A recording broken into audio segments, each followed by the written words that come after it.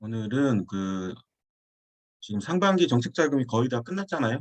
뭐 짜잘한 거 빼놓고는 굵직굵직한 거 다 끝났는데, 그래서 이제 다 내년에 올해 정책 자금 받는 거 실패하신 분들, 내년 올해 어떻게 남은 기간 동안 어떻게 준비하면 내년 정책 자금을 받을 수 있는지, 거기에 대해서 오늘은 좀 말씀드리려고 해요.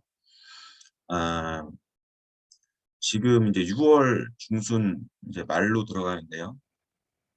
지금 6월 달에 시작하시는 게 딱 좋고요. 한 8, 9월에 시작하시면 이미 늦습니다. 이게 왜 그러냐면 특허 아시다시피 특허를 출원하고 이게 나오는데 걸리는 시간이 있거든요. 그래서 한 6개월, 빠르면 6개월, 뭐 보통 1년 이렇게 있다가 특허 등록이 되잖아요. 그런데 등록 특허, 물론 출원한 특허도 어느 정도 영향은 있지만 등록 특허를 가지고 있는 건 엄청난 무기거든요. 그래서 오늘 거기에 대해서 좀 자세히 말씀드리고 제 강의 들으시고 이번 달 안으로 특허 하나씩 출원하셔서 내년에 정책 자금 잘 받으셨으면 좋겠습니다. 시작할게요. 네, 오늘 강의 주제는 2023년 정책 자금 준비하기. 우리 회사 몸짱 만들기 작전이라고 이제 이름 붙여봤어요. 그래서 몸짱 만들 때 어떤 조건이 필요한지 한번 보죠. 일단 첫 번째, 정책 자금 또는 정책 금융이라고 하는데요. 여기에 대해서 러프하게 제 강의를 꾸준히 들으신 분들은 이미 다 알고 계시는 내용이고 오늘 처음 들어오신 분도 계시고 어, 들었는데 까먹은 분도 계시고 하니까 한번 복습 삼아 해보겠습니다. 제 소개는 이제 간단히 넘어가고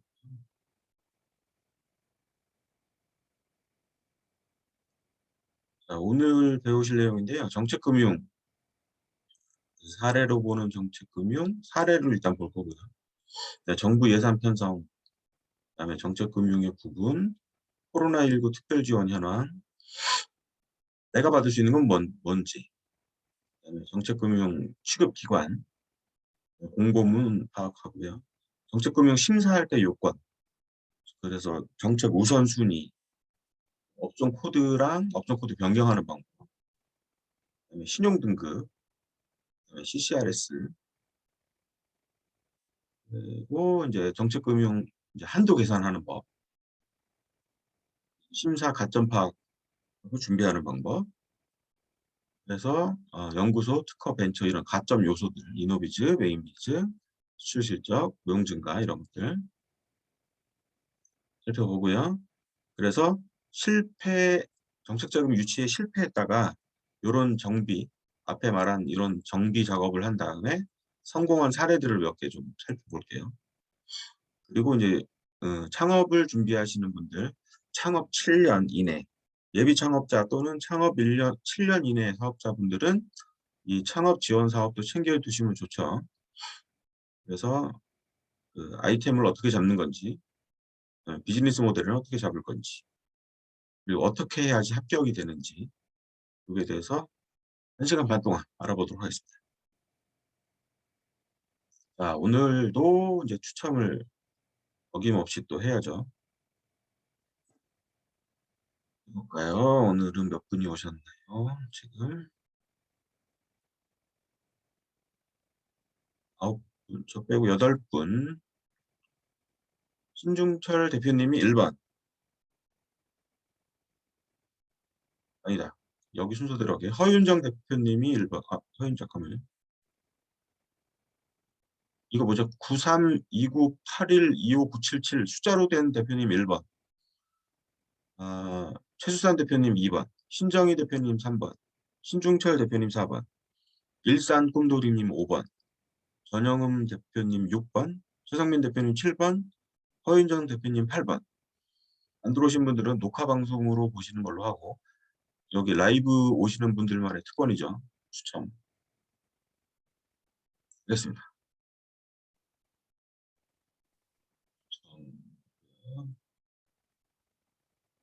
8분이었죠. 8명. 자, 추첨. 보겠습니다. 5번. 5번 대표님. 5번 대표님 누구시죠? 음, 일산 꿈돌이 대표님. 축하드립니다. 박수. 저한테 채널톡 주세요. 저한테 톡 주시면 제가 상품권 보내드릴게요. 축하드립니다. 축하드립니다. 축하드려요. 좋으시겠다.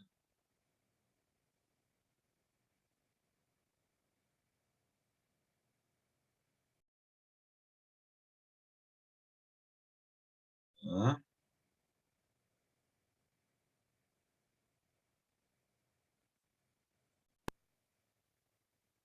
이제 또 이제 강의 시작하겠습니다. 이제 이벤트 끝났으니까.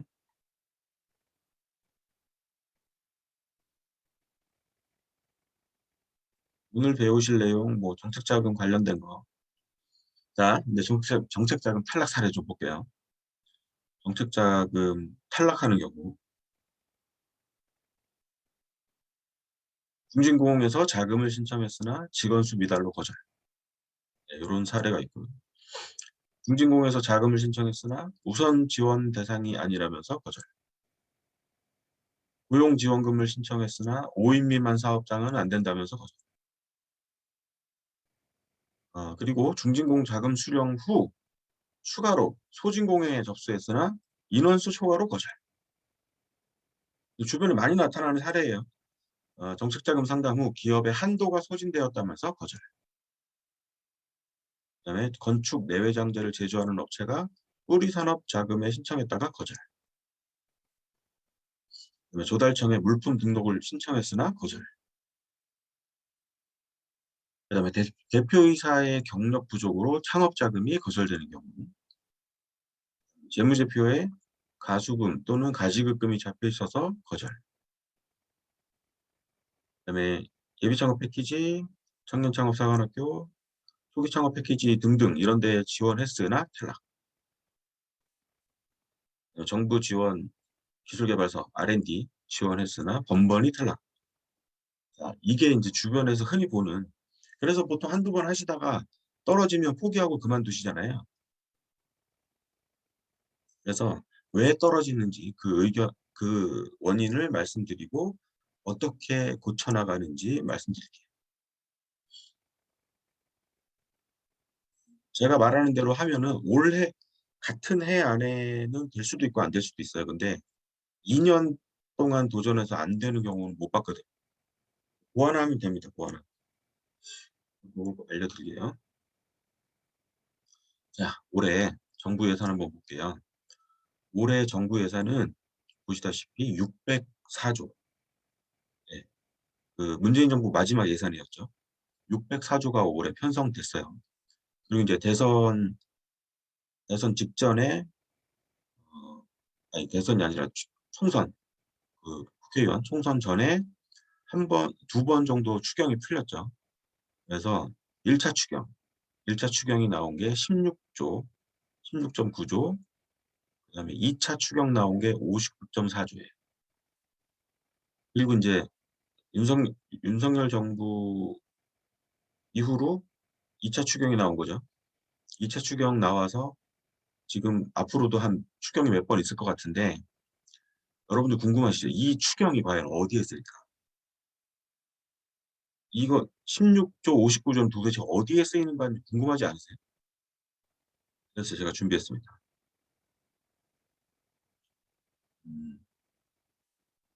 2차 추경 예산안 분석 자료가 이렇게 있더라고요. 그래서 여러분들이 한번 같이 살펴보도록 하겠습니다.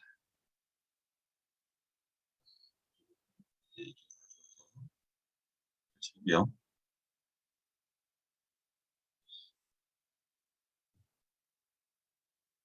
여기 이 시간이 아니면 언제 보시겠습니까? 추경 자료를. 여기 보시면 이게 이제 거의 책 한 권이 나와요. 이렇게 기획재정부에서 이제 하는 게 뭐 이런 거죠. 그래서 쭉 보면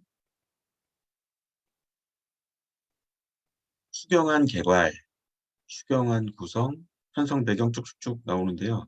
저희들은 이제 숫자, 저희들 소상공인이랑 중소기업에 얼마나 해당이 편성이 됐는지 이게 제일 궁금하잖아요, 사실. 그래서 그쪽 부분만 한번 보겠습니다.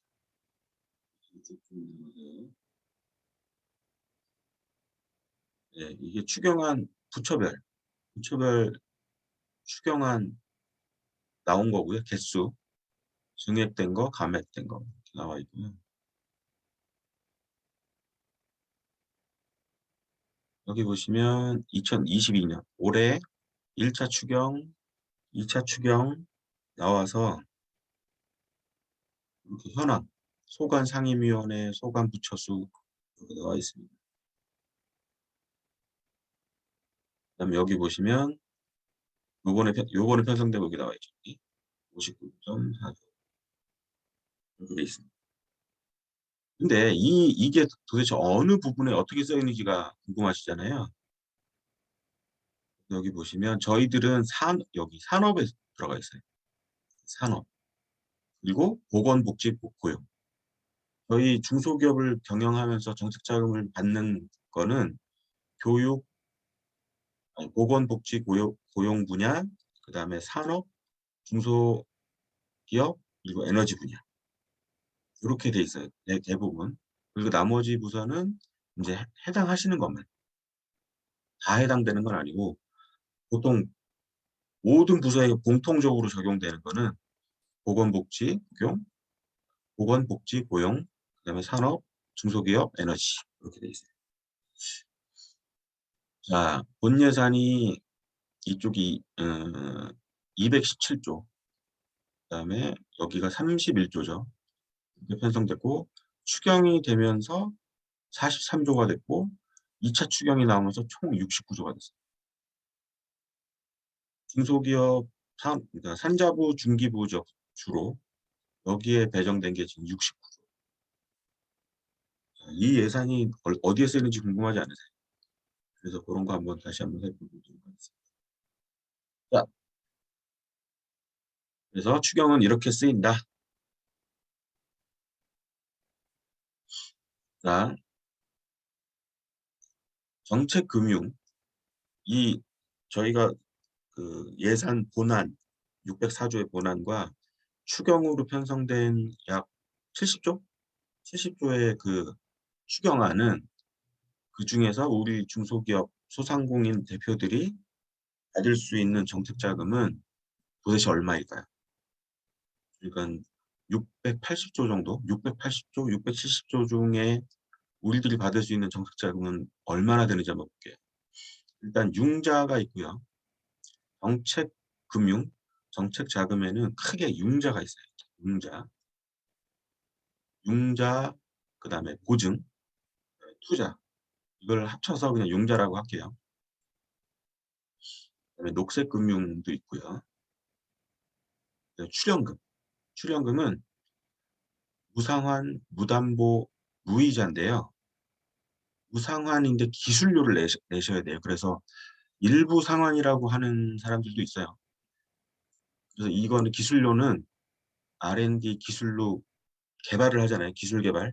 그 기술 개발로 매출이 나면 그 매출의 일정 퍼센트를 기술료로 이제 주게 돼 있어요. 그것 때문에 이제 일부 상환이라고 하시는 분들도 있는데 어쨌든 뭐 정부 지원금이 들어온 거에 대해서는 상환 안 합니다. 일단 그렇고요. 그래서 R&D 자금이 보통 출연금이라고 하죠. 그냥 보조금이십니다. 보조금.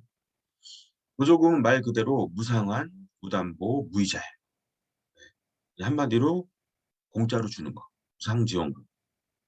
그렇죠? 이거는 고용지원금 같은 일자리 사업에 나오는 거. 아까 보셨죠? 217조 고용복지 쪽으로 편성된 거. 그다음에 비R&D 자금, 뭐 바우처라든지 이런 거, 이런 것들 그리고 또 창업지원금 이런 거 있어요. 이런 게 이제 보조금에 들어가고요. 이제 기타 지원금이 있습니다. 2차 보전은 어, 정책자금이 시중금리보다 싸게 대출해 주잖아요. 정책자금 융자는. 근데 정책자금 융자 중에 신보에서 받으면 보증료랑 금리랑 합치면 3%대예요. 그것도 좀 그것도 좀 부담이 될 수 있어요. 그래서 2차 보전이라고 해서 시도에서 이자율을 최대 1%까지 깎아주는 그런 게 있습니다. 그걸 2차 보전이라고 해요. 이것도 정책 자금이죠.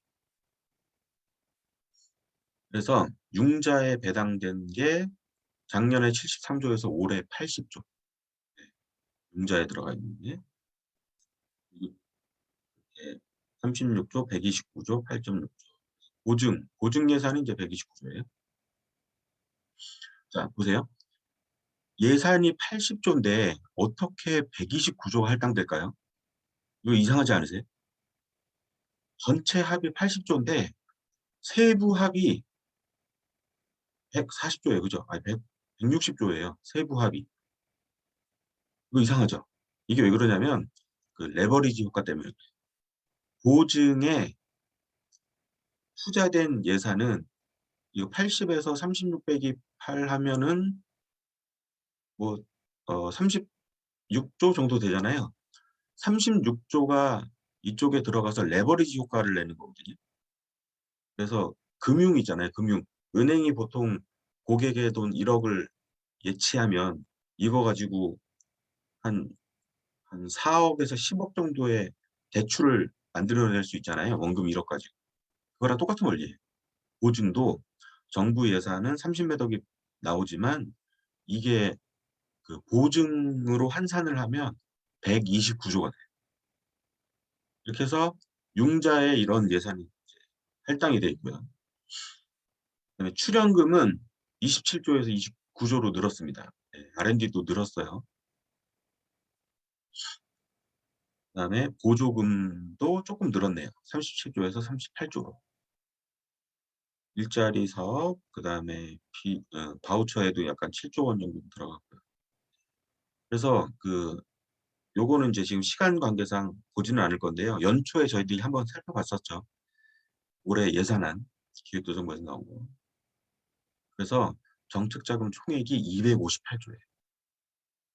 우리나라 예산이 600조에다가 추경까지 해가지고 670조, 680조인데 정책자금 총액이 258조예요. 여러분들이 내는 세금의 거의 3분의 1? 3분의 1 이상이 정책자금으로 나갑니다. 지출. 여러분들 세금 꼬박꼬박 잘 내시잖아요. 소득세도 내고 부가세도 내고 그리고 또 뭐 상속세도 내고 뭐 간접세금도 내고 그런데 국가로부터 내가 낸 세금에 대한 혜택을 얼마나 받으셨는지 한번 생각해 보세요. 네. 여러분들이 내는 세금을 합쳐서 정부 1년 예산을 짠 다음에 정책 자금으로 258조가 배정됩니다. 이거 못 받으시면 안 되는 거 아닌가요? 그래서 오늘 잘 받는 방법 알려드릴게요.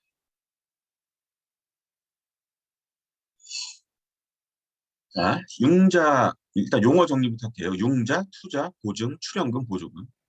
융자는 정책기관으로부터 직접 대출을 받는 걸 융자라고 그래요.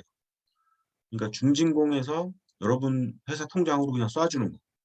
이게 즉 융자. 네. 중진공, 소진공 등의 이제 직접 대출 상품. 투자라는 게 있어요. 투자. 이거는 중진공이나 소진공에서 여러분 회사 주식을 사요. 아니면 여러분 회사의 회사 채권, 사채를 국가기관이 그 매수해요. 그리고 여러분들 그 현금을 가지고 그 매각한 돈, 채권을 매각한 돈을 가지고 여러분들이 이제 회사 운영 자금을 쓰는 거거든요. 그걸 투자라고 합니다. 주식이나 전환사채 등을 주로 많이 쓰고요. 보증이 있어요. 여러분이 제일 많이 아시는 거죠. 신용보증기금, 기술보증기금, 지역신용보증재단. 그래서 줄여서 기보, 신보, 재단 그렇게 하잖아요. 아니면 뭐 서울신보, 경기신보 이렇게 얘기하기도 하고. 그래서 보증서를 발급받는 거예요. 그러면 신보, 기보, 재단은 돈을 주는 곳은 아닌데 보증서를 주는 곳이에요. 그 보증서를 가지고 어딜 가요? 은행을 가죠. 은행에서는 그 보증서를 담보 삼아서 여러분들에게 자금을 대주는 거예요. 그러면 신보, 기보, 재단은 정책자금, 정책자금으로 보증서를 떼어줘야 되는데 뭘 보고 보증서를 발행해 줄까요? 오늘 거기에 대해서 알아볼게요. 그래서 그리고 은행에서 보증서를 담보로 대출을 진행한다. 그리고 시도자치, 시도자치단체의 2차 보전을 이용하면 이자율도 싸진다. 그다음 이제 출연금이 있습니다. 출연금. R&D 자금이라고 하죠. 연구기술 개발로 쓰는 거. 그다음에 보조금은 무담보 무이자 무상환. 출연금하고 보조금하고 헷갈리실 수 있어요. 이렇게 생각하시면 돼요. 아, 연구소에서 특허를 가지고 무언가 기술을 개발해서 이걸 상용화시키는 거. 이게 출연금이고요. 그 외에 나오는 무상지원금은 다 보조금이라고 보시면 돼요. 이 두 개를 이렇게 구별하시면 돼요. 그래서 고용지원금, 바우처, 창업지원금.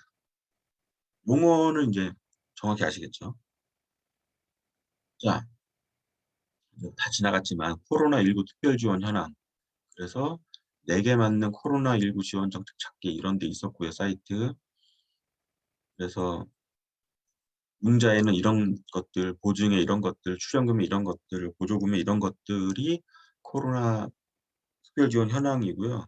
올해까지는 이게 유지될 거예요. 예, 내년에는 이거 다 폐지되고 원래 상태로 돌아갑니다. 원래 상태로. 그러니까 정책자금 제일 받기 좋은 건 사실 올해 1월부터 5월 사이였어요. 지금은 이제 정책자금 예산이 거의 소진됐거든요. 그래서 이제 3차 추경, 3차 추경이 나올 때 어떻게 해야 되는지 아니면 내년 초에 예산이 편성됐을 때 정책자금을 어떻게 대응할 것인지 거기에 대한 전략을 짜는 시간이라고 보시면 돼요.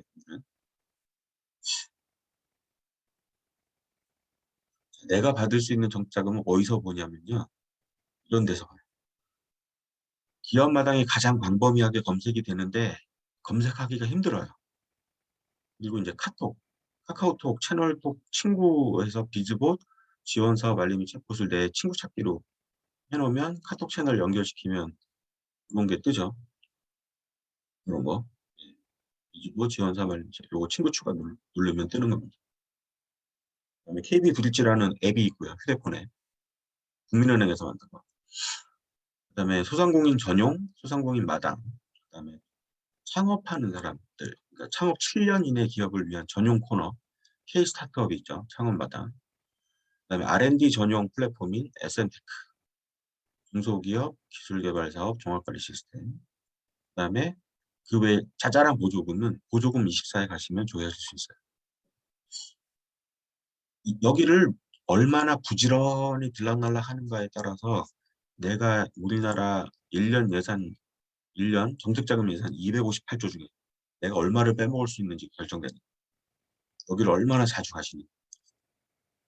그래서 노웨어를 하셔야 돼요. 노웨어. 그래서 취급 기간 살펴볼게요. 간단히. 네, 중진공 5인 이상 사업장, 소진공은 5인 미만 사업장, 신보는 매출 10억 이상, 그다음에 기보는 어, 특허랑 기업부설 연구소가 있는 업체들, 기술력을 보유한 회사들, 그다음에 지신보, 여기는 소상공인 보증인데 여기는 매출이 있어야 돼요. 매출이 없으면 안 됩니다. 지방자치단체가 이제 별도로 나오는 게 있고요. 그다음에 기타 정부 부처 있습니다. 지금 제가 말씀드린 거는 여기서 말씀드린 거는 이건 다 중소벤처기업부 산하이거든요. 중기부.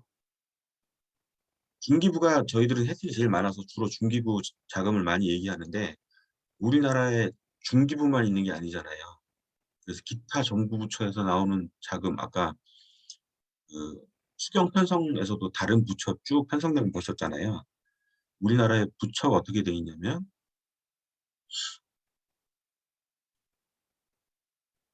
이렇게 돼 있습니다. 대통령이 있고 비서실, 안보실, 크게 볼까요?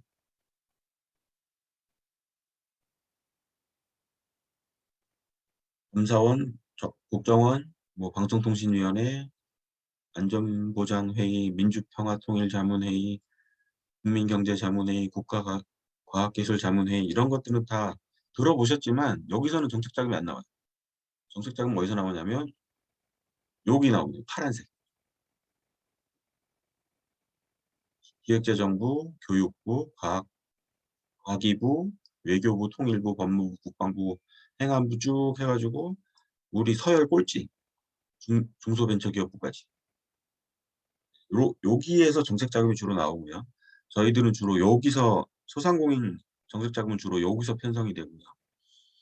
그 다음에 또 받을 수 있는 게 고용노동부에서 이제 받을 수 있고요. 그 다음에 여성가족부, 여성 대표님들, 여성가족부 예산이 있고, 산업통상자원부 예산이 있고요. 그 다음에 문화체육관광, 지식산업이신 분들, 콘텐츠 쪽 예산은 이제 문화체육관광부 이쪽에서 나오죠. 네, 그리고 나머지는 뭐 짜잘한데, 여러분들이 주로 해당하시는 거는 중기부, 여가부, 고용부, 그다음에 산자부, 그다음에 농림부, 그다음에 문체부.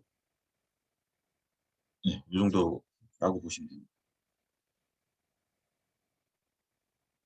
보셨고요. 각 부처별 예산. 자, 기관별 정책자금 공고문 파악하기. 이건 이미 연초에 저희 했어요. 네, 연초에 했고, 중진공, 소진공의 직접대출, 소진공의 대리대출, R&D, 고용지원금, 그다음 미래 유망기업의 종류 이런 거 쭉 봤습니다. 넘어갈게요. 자, 이렇게 많은 정책자금이 있어요. 얼마라고요? 258조. 258조를 내가 받아오려면 정책자금을 다만 5천만 원, 다만 1억이라도 받아오려면 정책자금이 어떤 기준으로 심사하는지를 알아야죠. 그죠? 그래서 제가 그 심사 요건을 말씀드릴 거예요. 어떤 기준으로 심사를 하는지. 그러면 심사 요건을 알면 이 답안을 아는 거잖아요. 우리가 답지를. 그러니까 답안지가 유출된 거잖아요. 외부로. 여러분 고3 수능 답안지가 유출됐어요. 딱 보니까 문제가 너무 어려워. 근데 이거 안 푸실 거예요? 유출된 수능 문제를 보니까 너무 어려워. 뭐 이렇게 어렵냐? 요즘 고등학교 문제가 이렇게 어렵네? 그리고 안 풀어. 그럼 진짜 바보죠. 유출됐으니까 풀어야 돼요. 그래야지 좋은 점수를 받을 거 아니에요. 그 유출된 수능 문제가 심사 요건을 미리 알려드리는 거죠. 유출된 수능 시험지. 그리고 거기에 대해서 어떻게 풀어야 되는지를 알려주는 게 오늘 강의할 몸짱 전략. 예, 여러분 회사를 어떻게 몸짱으로 만들 것인지.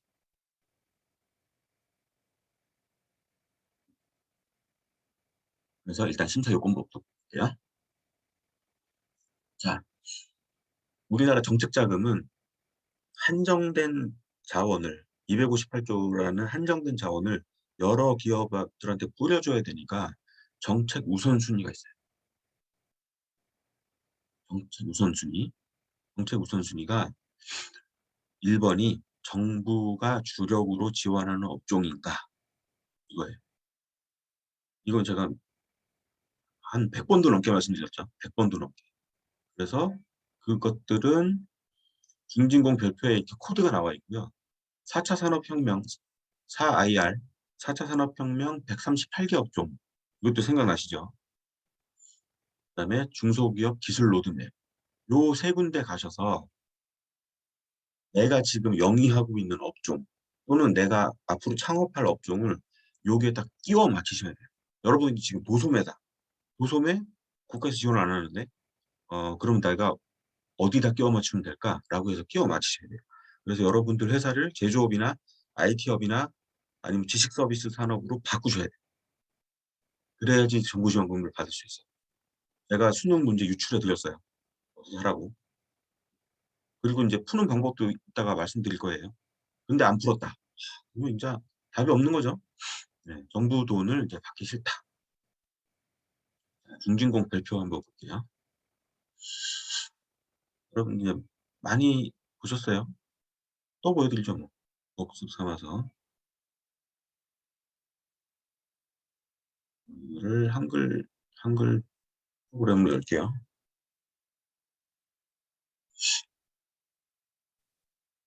화면에 열리네. 이쪽에 있습니다. 이쪽으로.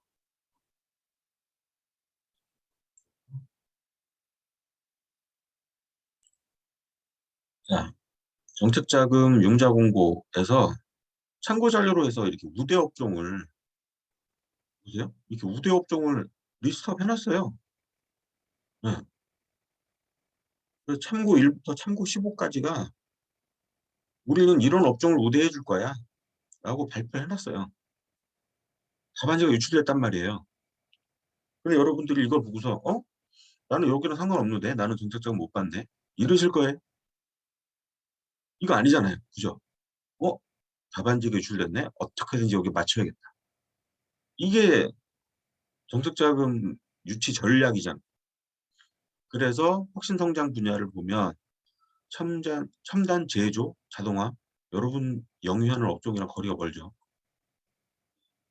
화학 신소재, 여러분들 영위하는 업종이랑 거리가 멀 수 있지만 여러분들이 아는 누군가는 이런 회사를 경영하고 있을 수도 있어요. 그다음에 다기능 소재, 그다음에 에너지 분야, 그다음 환경 지속 가능, 그다음에 건강 진단. 여기서는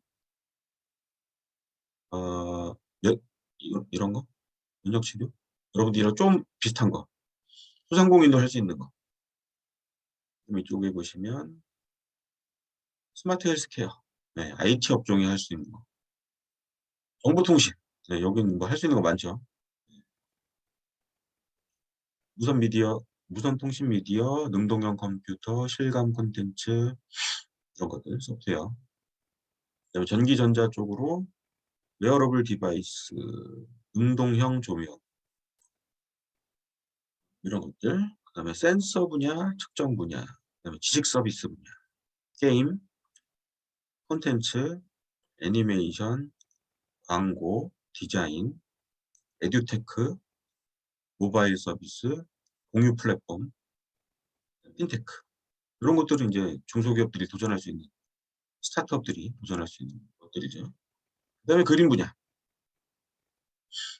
뭐 자원이라든지 에너지에 관련된 것들. 그다음에 그림 뉴딜. 이거 저기 문재인 정부가 5개년 계획을 세웠고 올해가 3년 차죠. 앞으로 2년 더 남았어요. 이쪽으로 이제 돈이 쏟아져 들어오죠. 이렇게 해놨습니다. 이미 답안지가 유출됐어요. 네. 만약에 정주영 회장이 이거 봤으면 어떻게 했을까요? 옛날에 정주영 회장 또는 이건희 회장이 이거 봤으면 옛날에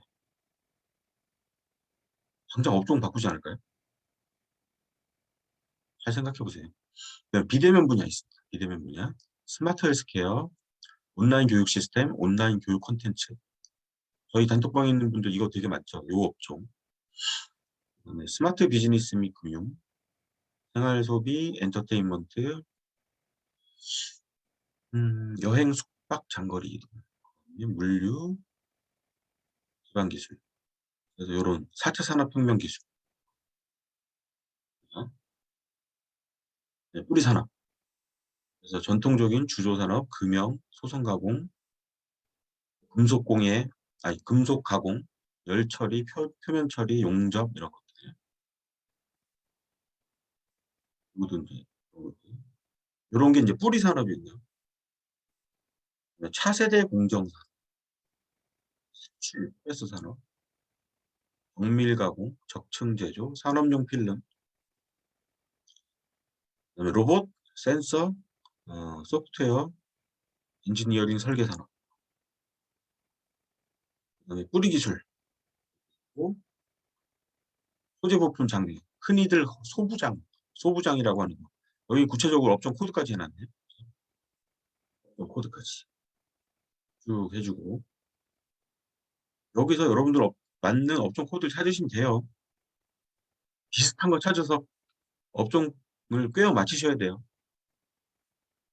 그다음에 지방자치단체별로 집중적으로 지원하는 아이템이 있어요. 요게 여러분들이 하는 거랑 맞으면 되게 좋겠죠. 그다음에 지식서비스 산업. 보통 소상공인들이 많이 하죠. 그래서 여기 도소매 46으로 시작하는 도소매 코드, 그다음에 582로 시작하는 소프트웨어 개발업, 그다음에 영화 비디오 같은 컨텐츠, 그다음에 오디오, 그다음에 정보 서비스, 연구 개발, 광고, 시장 조사, 경영 컨설팅, 전문 디자인, 번역, 이런 것들. 이런 것들이 이제 지식 서비스 산업. 국가에서 밀고 있는 산업이라는 소리예요. 융복합 및 프랜차이즈 산업. 융복합은 이제 두 개 이상의 이종 산업이 결합하는 거죠. 프랜차이즈는 이제 본사만 해당되죠. 물류 산업, 유망 소비재 산업. 그래서 식료품 제조, 음료 제조, 가구 제조, 신발 제조 뭐 이런 거. 생필품. 그다음에 혁신형 중소기업. 여기는 이제 물론 인증받은 기업. 인증받은 기업은 5대. 경영혁신. 이것도 다 인증이에요. 여기 나오는 건 다 인증서 받은 기업들. 인증서. 그리고 여기 이제 수출 업종. 그다음에 여기는 수출 업종인데 한중 FTA로 인해서 피해를 받은 업종들.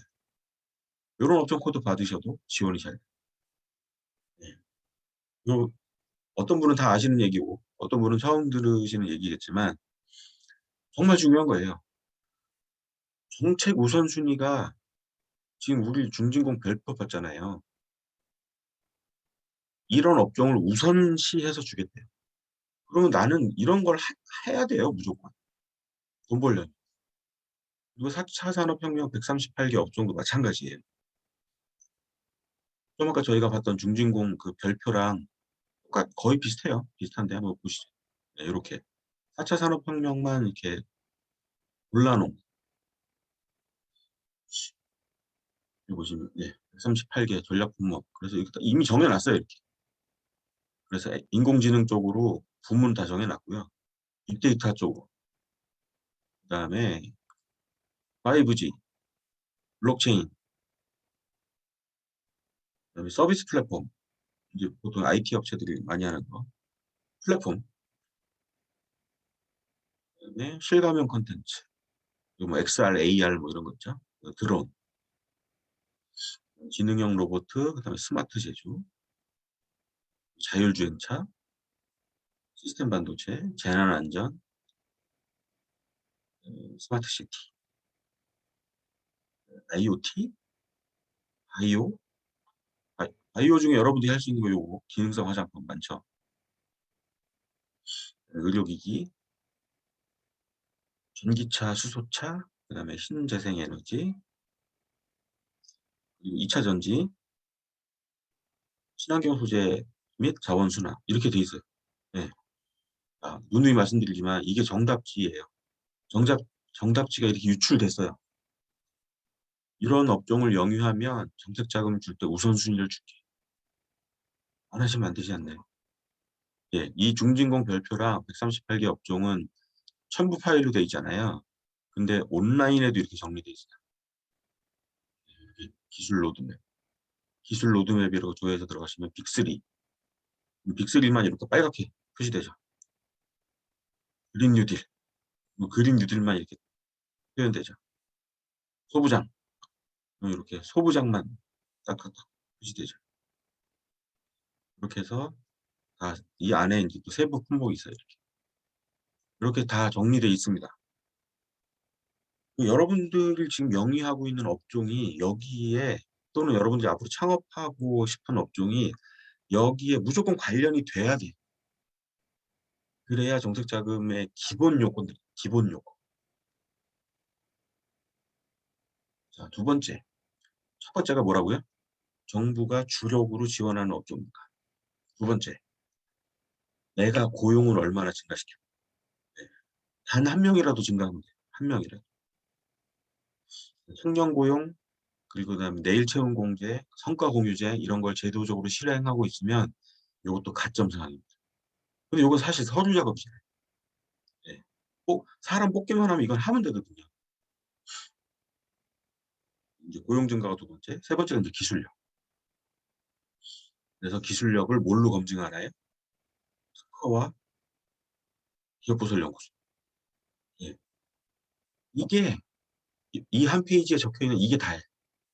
이게 모든 정책 자금을 심사하는 데 있어서 우선순위를 받는 업종, 우선순위를 받는 조건들이 정답을 드렸어요, 지금 제가. 그럼 준비하셔야 되잖아요. 멘티 기업, 저희들 멘티 기업 분들은 저랑 같이 차곡차곡 준비하고 있어요. 그죠? 1년 계획으로. 이미 받으신 분도 있고, 앞으로 받으실 분도 있고. 어쨌든 하여간 1년 동안 차분차분 준비하면서 내년을 준비하고 있는데, 연초부터 시작해서. 만약에 멘티 기업이 아니시라면 이거라도 하세요. 그러니까 저희들의 멘토링을 안 받더라도 스스로라도 이걸 하셔야 돼요. 업종 코드 바꾸시고요. 청년 직원으로 하나 뽑으시고요. 그다음에 스코어 내시고요. 그다음에 기업부설 연구소 만드셔요. 이거 해 놓고 나서 그다음에 사업 아이디어 가지고 승부하는 거거든요. 근데 나 사업 아이디어 좋다고 정부에서 돈 주지 않아요. 네, 정부에서는 이미 기초적인 조건이 마련돼 있는 사람들 중에 아이디어가 좋은 사람들한테 주는 거예요. 요거는 반드시 해놓으셔야 돼요. 기초공사. 자, 이제 업종 코드.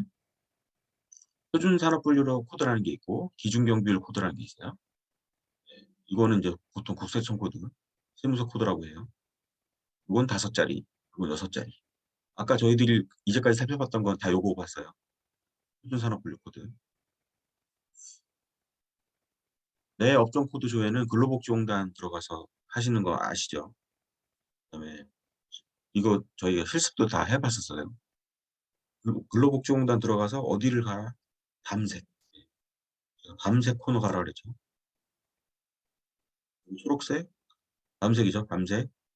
우리 회사 보험관리번호 조회 들어가셔서 고용에다 체크하고 사업장명, 관할지구 이렇게 하면 업종 코드 나옵니다. 자, 이 업종 코드를 알아야 돼. 현재 내가 업종 코드가 뭘로 등록돼 있는지 알아보고 이게 정부에서 지원하는 업종이면 땡큐. 근데 만약에 아니다. 정부 지원 업종이 아니었어. 알고 봤더니. 그럼 빨리 바꾸세요. 업종 코드 변경.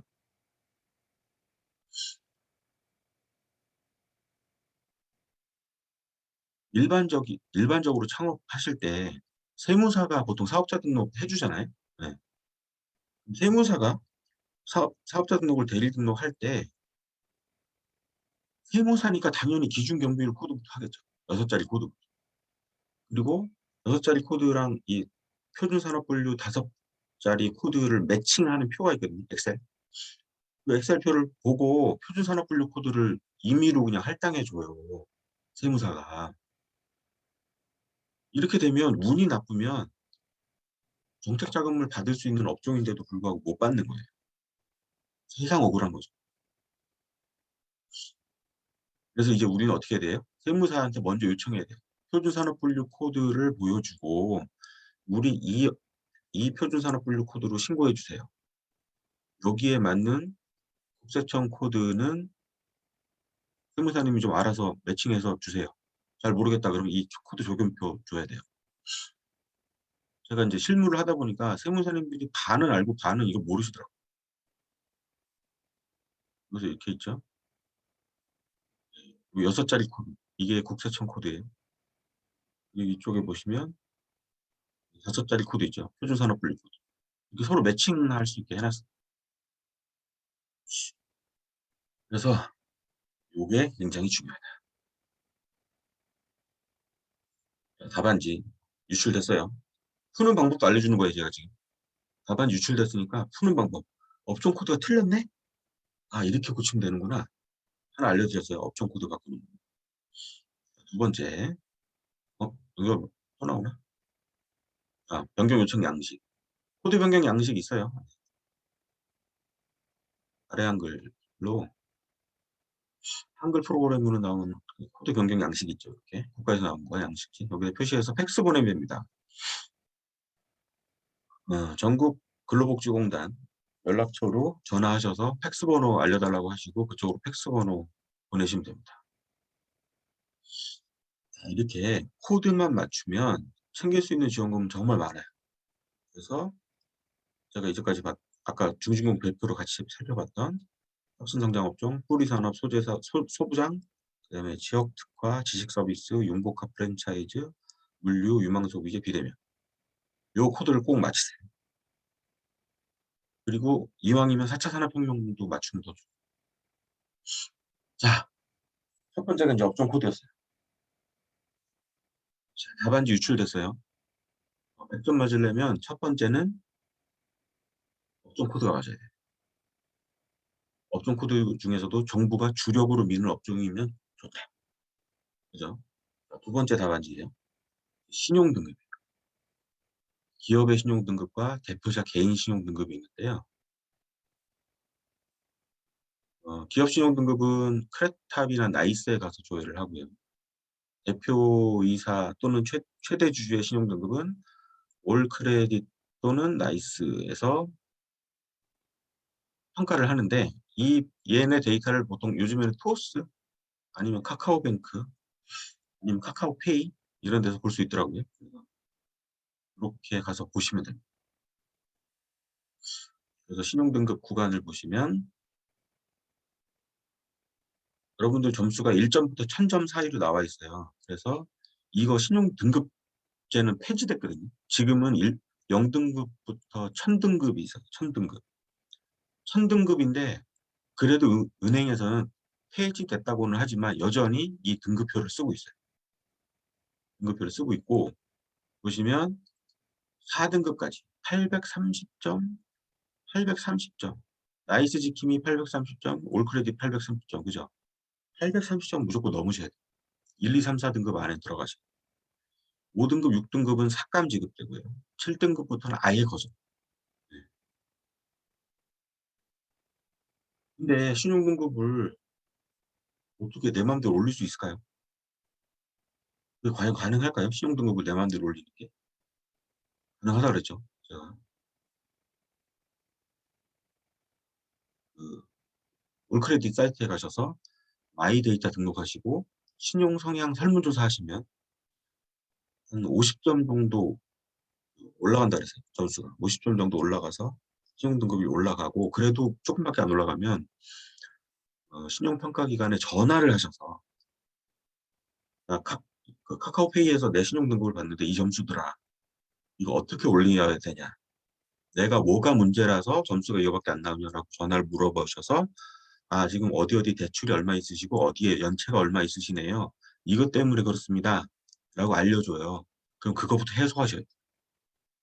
지인 돈을 그 융통하시든 부모님한테 빌리시든 하여간 융통해서 그걸 갚으셔야 돼요. 그래야지 신용등급이 올라가요. 그리고 정책자금 받아서 갚으세요. 어쨌든 신용등급 관리는 굉장히 중요한 거예요. 자, 이렇게 해서 신용등급 관리하는 거 알아봤어요. 첫 번째 정답이 정부 정책에 부합하는 업종 코드. 두 번째 정답이 두 번째 문제가 뭐였어요? 아니, 두 번째 정답 풀이가 신용등급, 기업 신용등급, 대표자 개인 신용등급. 세 번째 정답 풀이가 CCRS를 아는 거예요. CCRS는 앞에서 봤던 개인의 신용등급과 기업의 신용등급을 믹스해서 나오는 새로운 신용등급, CCRS. 그래서 우량기업을 선별하는 거고 외국에서 가져왔는데 우리나라 형편에 맞게 그래서 트리플 A부터 D등급까지 20단계로 분류한다. 그리고 이게 중요해요. 정책자금 심사에서 70점 이상 나와야 정책자금이 특히 융자가 나옵니다. 융자 심사할 때 70점 이상 나와야 돼요. 재무 항목은 B 플러스 등급이 70점, 그 다음에 대표이사는 4등급이 70점. 그러면 대표이사가 3등급이고 회사가 비제로 등급입니다. 되죠? 네. 평균 내면 70점 넘으니까. 대표이사가 5등급이. 근데 회사가 A등급이네. 그거 되죠? 그럼 B 플러스 등급. 5등급의 B 플러스 등급입니다. 안 되죠. 네. 평균이 65점이 나오니까. 탈락. 그렇게 되는 겁니다. CCRS. CCRS 간편계산법. 평균 70점 이상 돼야 된다고 말씀드렸어요. 네. 기업 신용 등급은 B제로가 70점, 개인 신용 등급은 4등급이 70점. 이 앞에 오토였네요. 보야겠다. 죄송합니다. 이게 B 플러스가 아니고 B제로. B제로 등급이 70점이네요.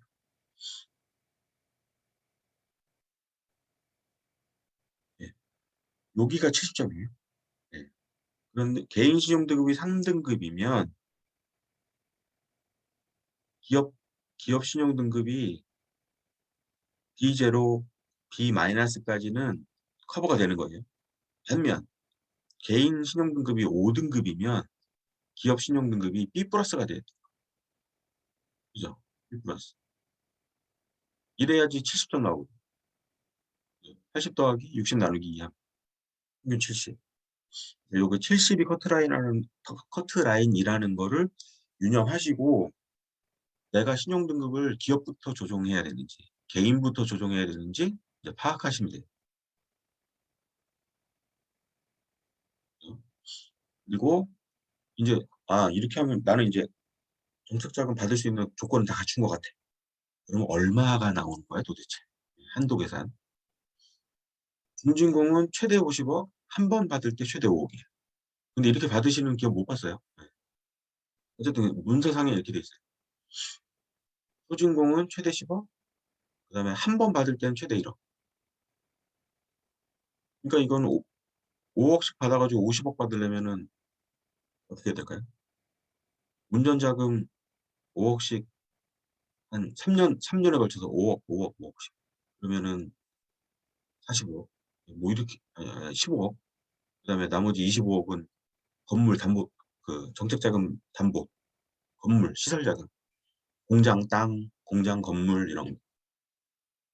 이렇게 시설자금으로 해서 한 50억 정도 받는 회사는 매출 뭐 100억대, 200억대 회사는 이런 회사들 있더라고요. 중진공에서 맥스까지 받은 회사들이 몇 번 봤습니다. 그다음에 소진공, 신보는 최대 30, 기보도 최대 30. 근데 주의하셔야 될 점은 중진공에서 신청하고 나서 소진공 또 신청하면 되나요? 한도가 남아있으면 됩니다. 그럼 중진공에서 받고 신보로 또 신청해도 되나요? 네, 한도가 남아있으면 돼요. 두 군데에서 다 받을 수 있어요. 그런데 신보에서 받고 기보에서 받을 수 있나요? 요건 안 돼요. 왜냐면 신보랑 기보는 같은 전산을 공유해서 둘 중에 하나만 가야 돼요. 그래서 제조업이 잘못 알고서 신보에서 대출 받아가지고 자금줄이 묶이는 경우가 너무 많거든요. 진짜 이건 어떻게 할 수가 없어요. 그러니까 제조업이나 IT업은 기보로 가셔야 돼요. 무조건 기보. 기보로 가야 매출이 적어도 받을 수 있는 거리가 많거든요. 그래서 여러분들이 도소매다. 우리는 실속은 없지만 그래도 매출은 많아. 그럼 신고 가셔야 돼요. 그다음에 재단, 지역신용보증재단, 여기 최대 5억. 그래서 그 한도 계산하는 거 알려드릴게요. 그러니까 기업별 한도는 직전 연도 매출. 네. 그러니까 지금 22년이잖아요. 그러니까 21년 매출, 재무제표, 21년 재무제표. 개인 사업자는 아직 재무제표 안 나왔죠. 법인 사업자 나왔고, 네. 아니, 재무제표 없으면 부가세 증명원. 그걸로 그게 기준액이에요. 작년 매출. 곱하기 10에서 25%. 10%는 도소매, 25%는 제조, 그럼 IT는 그 중간. 이렇게 보시면 돼요. 퍼센티지가 달라요. 그러면 10억 매출을 한 제조업과 10억 매출을 한 도소매업은 정책 자금이 2.5배 차이가 나는 거죠. 10억 받은 도소매는 정책 자금 한도가 1억이에요. 그죠? 10%니까. 근데 10억 매출을 한 제조업체는 정책 자금 한도가 2억 5천인 거예요. 거기서 기존에 받았던 걸 빼고 남은 게 이제 한도예요. 룸. 이렇게 계산하시는 거예요. 그래서 심사 가점사 중에서 별표 쳐놨어요. 우선 지원 대상은 뭘 본다고요? 업종 코드. 업종 코드. 업종 코드를 보고요.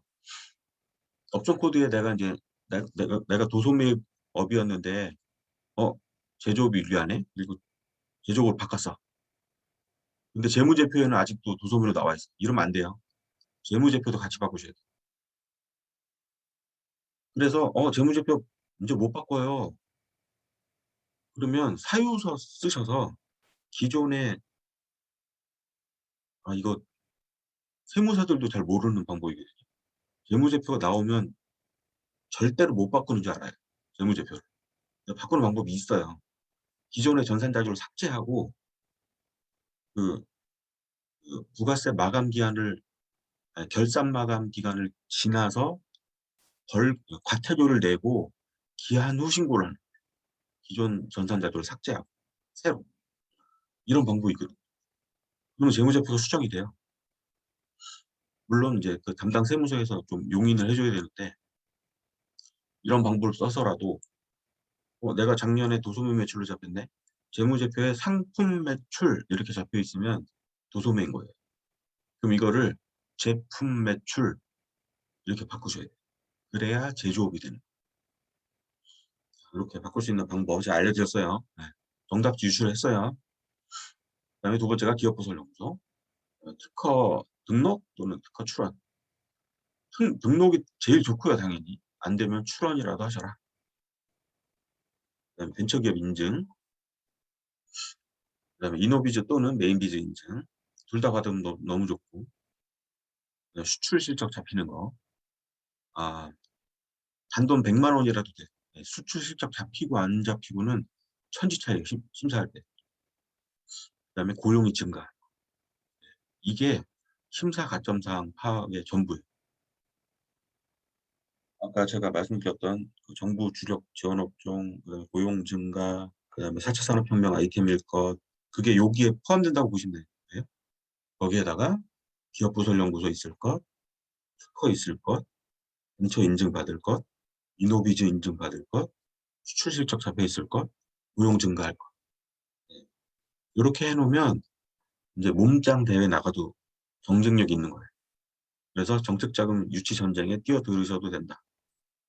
이 중에 한 개, 두 개 없어도 뭐 도전하실 수는 있어요. 탈락 확률도 그만큼 높아지는 거죠. 그래서 요거는 꼭 하고 가셨으면 좋겠습니다. 이거 없이 그러니까 이런 분들 계세요. 기업부설 연구소를 하려면 직원을 뽑아야 되는데 제가 아직 직원을 뽑을 형편이 안 됩니다. 이런, 공식적으로 이런 말씀 드리긴 뭐하지만 갈아라도 넣으세요. 네. 어쨌든 사대보험 등록이 돼 있어요. 이렇게 해서라도 어쨌든 정책자금을 받을 수 있는 요건을 맞추세요. 그냥 다, 다 해드렸잖아요. 네. 그다음에 각종 인증, 요 가점들이 나오는 인증들. 인증이 벤처 인증, 이노비즈 인증만 있는 게 아니라 인증이 이렇게 많아요. 네. 이 중에 한 서너 개 정도는 인증 받으셔가지고 벽에 딱딱 걸어놔야 돼요. 그래야지 손님이 왔을 때도 좀 뭐 보여주는 맛도 있고 그럴 거 아니에요. 벽면에 쫙 깔린 거 보셨죠? 액자들. 어느 회사가 아니까. 네, 다 이렇게 해서 준비하시는 겁니다. 제가 답안지에 1번부터 마지막 번까지 답안지를 유출시켜 드렸어요. 그리고 어떻게 풀면 된다라고 푸는 방법까지 알려드렸어요. 이제 준비하셔야 돼요. 여러분 스스로 하셔도 되고 멘티 기업 등록하셔도 되고 멘티기업 3기 언제 뽑느냐고 하시는데 이제 좀 있으면 뽑을 거예요. 연말까지 쭉 이어서 뽑을 건데 1기, 2기 이신 분들 그리고 지금 3기에 이제 지금 한 분 들어오셨는데 3기이신 분들 이분들은 저희가 이끄는 대로 쫓아와 주시고요. 강의 들으시는 분 중에 멘티 기업은 하기엔 좀 그러니까 '나 혼자라도 해 보겠다.' 하시는 분들은 이 프로세스를 메모를 해 놓으셨다가 무조건 이 순서대로 하세요. 그럼 안 될 수가 없어요. 자 인제 사례로 볼게요. 처음에 탈락했는데 성공. 네. 소진공 대상 기업 미만, 5인 미만인데 중진공에서 자금 수령을 했어요. 아까 실패했잖아요. 중진공은 5인 이상만 갈 수 있잖아요. 근데 5인 미만 사업장인데도 받을 수 있었어요. 어떻게? 업종 코드 중에 중진공에서는 아까 별표에 나온 업종은 5인 미만이어도 자금을 주겠다. 이런 규정이었어요. 그래서 업종 코드를 변경하는 전략을 써서 자금을 수령했어요. 이 회사가 이제 수령한 자금이 2억.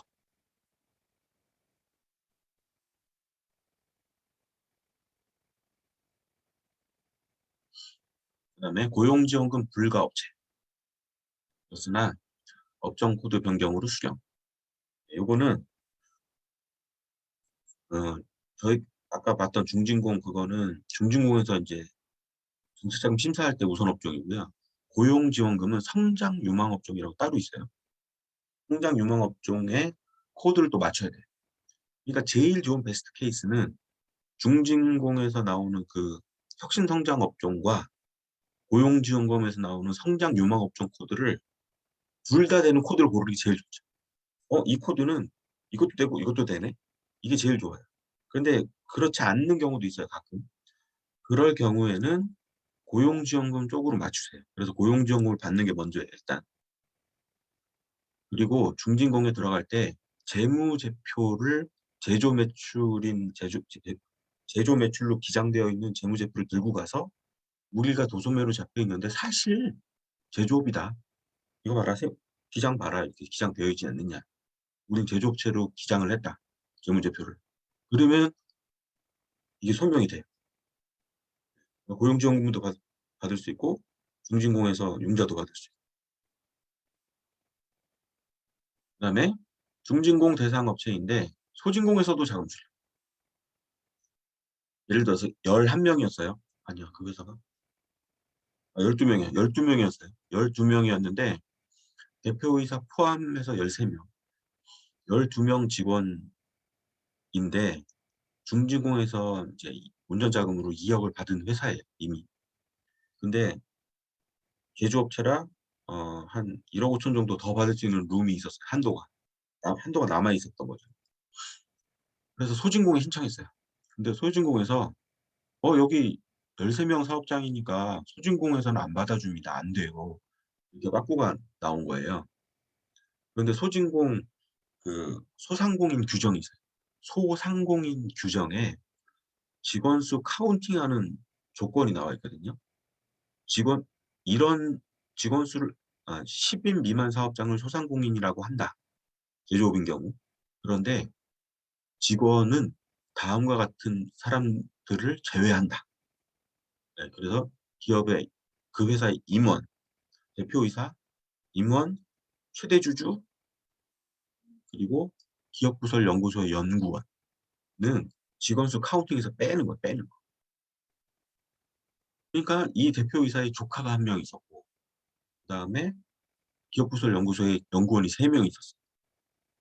그럼 4명을 빼니까 대표이사랑 대표이사까지 해서 5명이 빠진 거죠. 대표이사, 조카, 연구원 3명. 그래서 13명에서 5명을 빼니까 8명? 대표이사 그러니까 9명이 된 거예요, 9명. 대표이사 포함 14명이었는데 5명을 빼니까 9명이 돼서 소명 자료를 제출했죠. 기업부설연구소 인증서. 그래서 소명 자료를 제출하고 우리가 소상공인 기준에 맞으니까 해 주세요.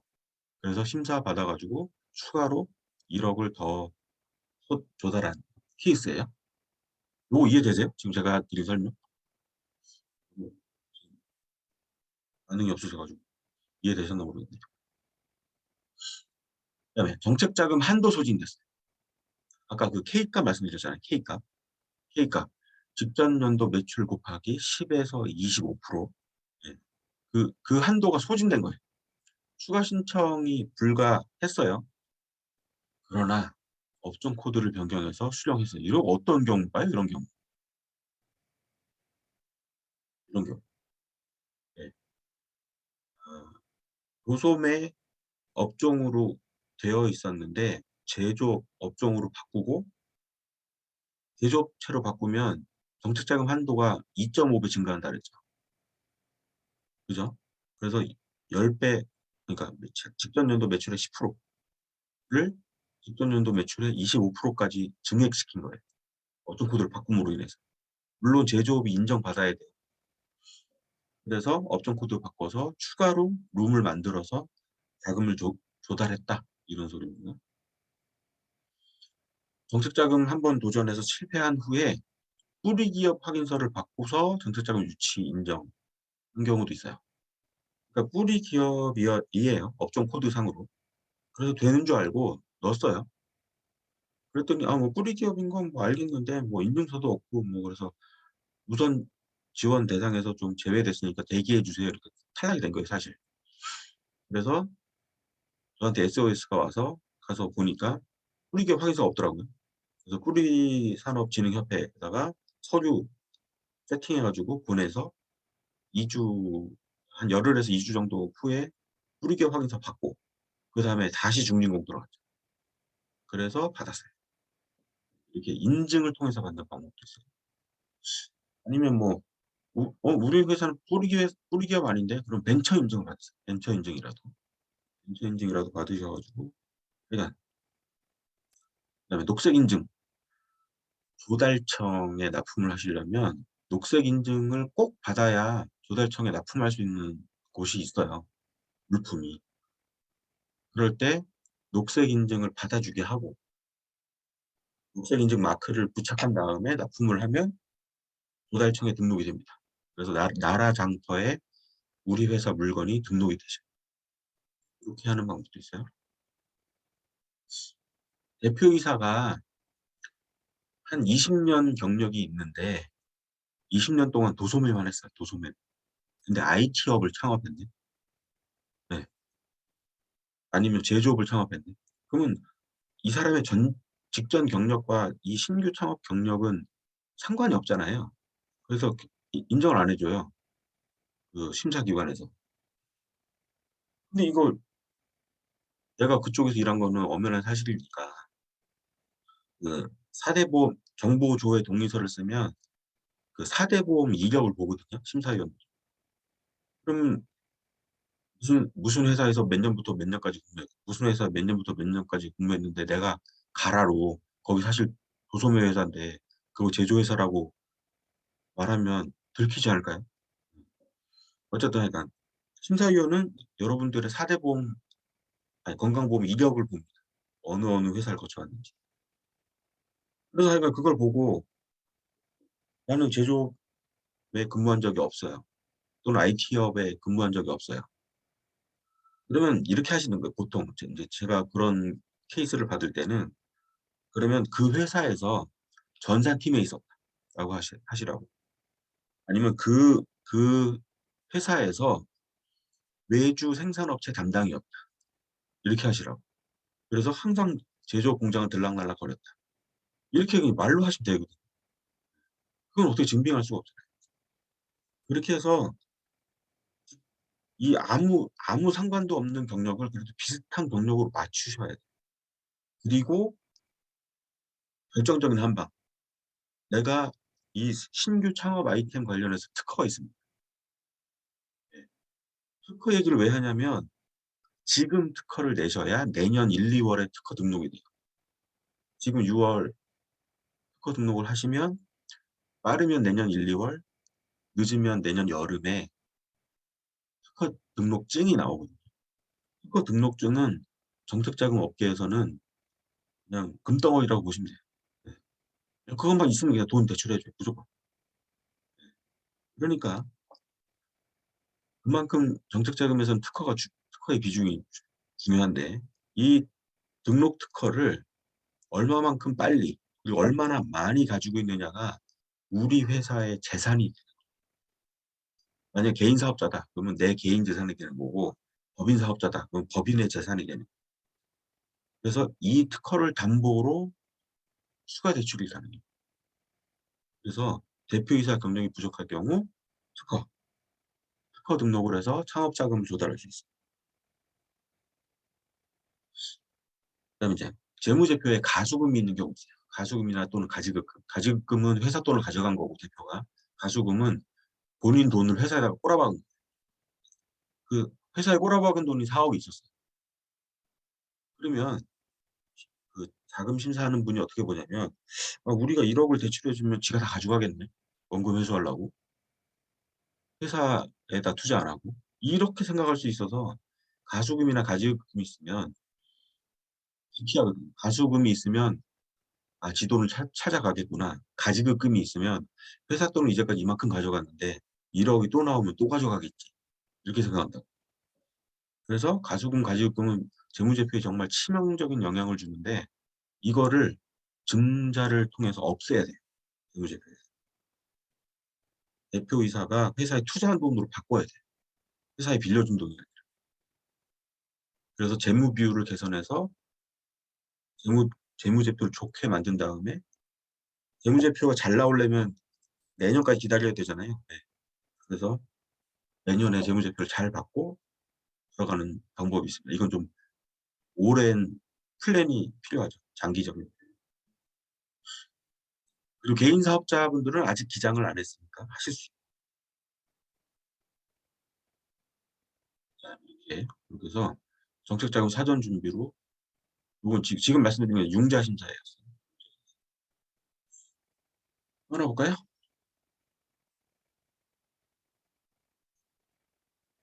중진공 자금 신청했으나 직원 수 미달로 거절. 어떻게 하라고요? 업종 코드 변경. 중진공 자금 신청했으나 우선 지원 대상이 아니라며 거절. 이거 업종 코드 변경하고 가점 사항 준비하십니다. 고용지원금 신청했으나 5인 미만 사업장 안 된다며 거절. 이것도 업종 코드 변경. 뭘로요? 성장 융합업종. 네, 중진공 자금 수령 후 추가로 소진공에 접수했으나 인원 초과로 거절해. 그러니까 했던 거고. 그다음에 한도 소진 업종 코드 변경. 업장이랑 겹치는 게 있네요. 이것도 겹치는 거고. 그다음에 녹색 기업 NEP 인증, EPC 인증. 이게 성능 인증이라고 보통 하는데. 그다음에 재무비율 조정. 그다음에 예창패, 청창사, 초창패 등의 지원에서는 탈락. 이거는 정부 주력 지원 사업으로 이제 업종 코드를 바꾸고 거기에 요건을 바꾸는 거죠. 고용을 하고 청년 고용을 하고 내일 채용 공제를 실시하고 그러면서 정부 지원 기술개발 사업 R&D 지원에서는 번번이 탈락. 이거는 이제 심사 가점, 특허, 연구소, 그다음에 이노비즈 이런 것들 확보하고 들어가시면 좀 더 나아요. 어차피 사업계획서 쓰는 거는 컨설팅을 받으시면 어느 회사는 비슷하거든요. 그런데 이제 자기 회사 체력이 안 돼서 떨어지는 거예요. 결국.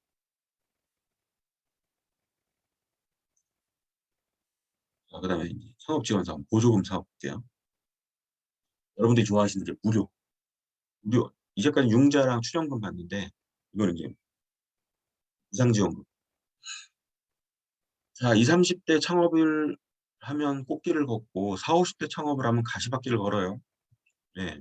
원인이 나이 탓이 아니고 20, 30대는 멘토가 이끄는 대로 가요. 지도교수 아니면 선배 창업자 아니면 뭐 어떤 멘토 그룹에서 만난 어떤 성공한 사업가 그 사람을 끌어주는 대로 간다고. 네, 잘 모르니까. 네. 성공할 가능성이 되게 높아요. 아이템도 많고. 근데 40, 50대는 어떻게 창업하는지 아세요? 40, 50대는요. 일단 본인이 잘 알고 본인이 좋아하는 걸로 창업을 해요. 그게 정부에서 지원하는 아이템이면 너무 좋겠지만 대부분 안 그렇거든요. 그래서 망합니다. 자금을 조달할 수가 없어요. 그래서 가시밭길을 걷는 거예요. 네, 4, 50대도 20, 30대처럼 정부에서 주력으로 밀고 있는 업종에 편승해서 따라가면 자금 걱정 없이 회사 운영할 수 있거든요. 되게 중요해요. 정부 정책에 편승하는. 내가 잘하고 좋아하는 일인가는 창업, 창업의 조건이 아니에요. 절대로. 절대로 금지. 여기 X 3개 해야 돼. X. 이렇게 창업하시면 망한다. MOT는 이제 기술 경영. 아까 다 살펴봤죠. 그다음에 이제 요 위에 있는 거를 다 줄여서 보통 DNA 플러스 빅3 그리고 한국판 뉴딜이라는 요 한 문장으로 축약돼요. 여기 수많은 기술들이 데이터, 네트워크, AI, 바이오 헬스, 시스템 반도체, 그다음에 미래 자동차, DNA, 빅3, 한국판 뉴딜. 이게 여러분들이 창업해야 될 아이템. MOP는 이제 정책자금 경영이라고 하죠. 그래서 이 MOT랑 MOP를 합쳐서 회사를 운영해야 자금 조달에 이제 어려움이 없다. 특히나 지금 포스트 코로나 시대의 이정표라고 했는데 코로나가 이제 거의 끝나가죠. 사실 끝난 거나 마찬가지죠. 자, 어떤 현상이 발생할까요? 향후 1년 동안. 향후 1년 동안 어떤 현상이 발생할까요? 돈이 시중에 막 풀렸죠, 지금. 그러면 어떻게 되냐면요. 물가가 올라요. 물가 상승률이 지난달에 8%인가? 미국이 8% 나왔어요. 미국이 물가 상승률이 8% 나온 적이 없거든요. 지난달 미국 물가 상승률이 8%예요. 물가 상승률이 보통 3%대, 선진국은 보통 2%, 3%대, 우리나라도 2%, 3%대였고. 근데 미국이 8%면 우리나라 10%가 넘는다는 소리거든요. 물가 상승률이. 주요 원인은 휘발유값 인상이지만요. 네. 어쨌든 그러니까 휘발유값이 인상돼서 물가 상승률이 이렇게 올라갔어요. 그러면 인플레이션이 되는 거잖아요. 그럼 이걸 막으려고 어떤 조치를 취하나요? 금융기관이. 금리를 올리잖아요. 예. 그럼 금리를 올리면 대출을 끼고 집을 산 사람들이 너무너무 어려워져요. 그래서 매월 이자 상환 금액이 점점 늘어나거든요. 그럼 그만큼 소비를 못 하잖아요. 이제. 돈이 안 도는 거죠. 시중에. 그래서 이제 나라가 이제 점점 침울해지죠. 네. 지금 코로나가 끝나는 시점부터 1년 동안 이게 제일 큰 문제예요. 소상공인 지원금을 막 풀어가지고 우리나라만 푼 게 아니잖아요. 세계 각국 다 풀었는데 전쟁까지 나가지고 휘발유 값은 올라가요. 그러니까 막 인플레이션 올라가는데 이 고비를 넘길 수 있는 방법은 정책 자금밖에 없어요. 왜냐하면 금리를 올리면 은행도 문을 닫고 대출 문을 탁 닫아요. 은행. 아니면 금리를 엄청나게 올리든가. 그러려면 정책 자금을 받는 거 외에는 기업이 생존 방법이 없어요. 이거 꼭 아셔야 돼요. 이 내용을. 그래서 내년에는 정책 자금 수요가 올해보다 더 많아질 거예요. 폭발적으로 많아질 거예요. 청년 창업 사관학교가 경쟁률이 한 4년 전에는 경쟁률이 2대1, 3대1이었어요. 청년 창업 사관학교. 2년 전 경쟁률이 4대1, 작년 2년 전 경쟁률이 7대1, 작년 경쟁률이 15대1, 올해 경쟁률도 15대1에서 20대1. 청년 창업 사관학교 하나만 봐도. 그러니까 옛날에는 옛날이라고 해봤자 2년 전, 3년 전. 그때는 특허 없어도 아이디어가 좋으면 그리고 우리 뭐 기업부설 연구소 없어도 아이디어만 좋으면 청년 창업 사관학교 뭐 해주고 그랬어요. 지금은 안 돼요. 무조건 있어야 돼. 기본 체력이 있어야 돼. 근데 내가 도저히 직원을 못 뽑겠다. 그런데 정부 지원금 받고 싶다. 그러면 사업자를 폐업하세요. 폐업. 아예 폐업하시고 예비 창업자로 가시는 게 그나마 혜택이 많다라고 할 수 있습니다.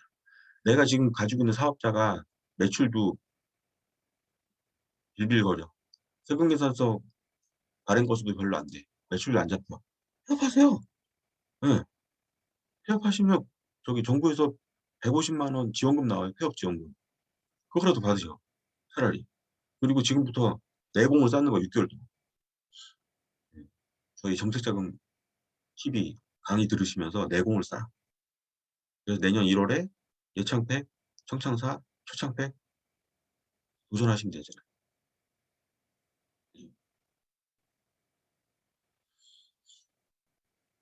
자, 정책 금융을 이용한 창업 엘리트 코스 말씀드릴게요. 창업 엘리트 코스. 예창팩 통해서 1억, 최대 1억 조달. 평균은 한 7천만 원.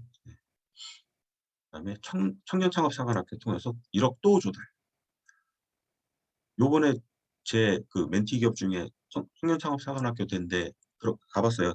집들이 하러 제가 목동 갔다 왔다 그랬잖아요. 그 회사 집들이 하러 갔더니 서울 청창사 서울이 50명 뽑았나? 50명, 40명인가 50명 뽑았는데 그중에 3분의 2가 예창팩 출신. 청창사 40명 중에 예창팩 출신이 3분의 2예요. 예. 요거 되면 이 밑에도 되는 거예요, 무조건. 그리고 청창사에서 1억 받고 그럼 2년 동안 2억 조달했잖아요. 그 다음에 초기 창업 패키지 또 1억.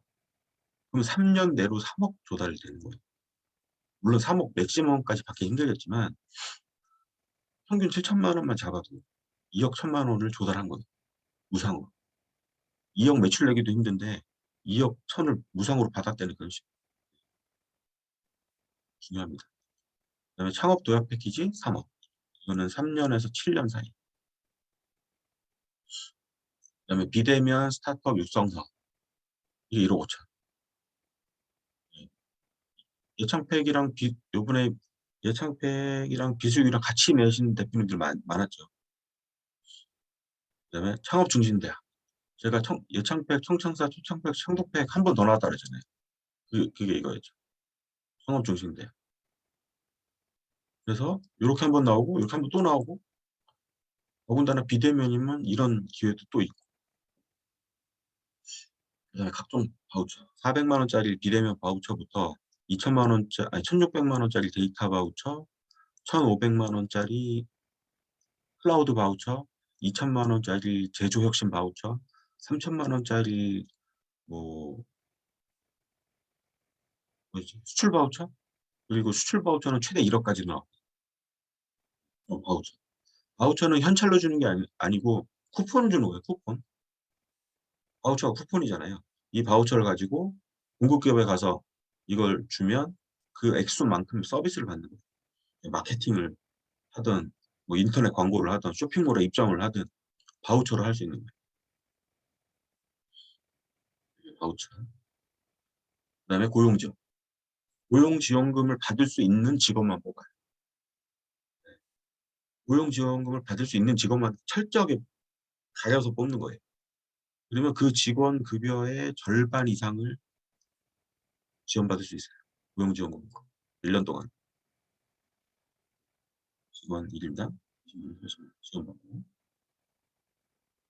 그다음에 R&D로 1억 2천짜리부터 6억짜리 R&D 이렇게 하는 게 여러분들이 창업을 했다고 하면 이 코스를 밟으셔야 되고 멘토가 있으면 이 코스를 이끌어요. 네, 여기 코뚜레를 뚫어서라도 이리로 질질질 끌고 가거든요. 그리고 싫어도 딸려간다고 일로. 나중에 고마워하지. 그런데 멘토가 없으면요. 아, 이런 게 있구나. 되면 좋지 뭐. 그냥 그리고 끝. 도전을 안 해. 거기서 이제 갈리죠. 인생이.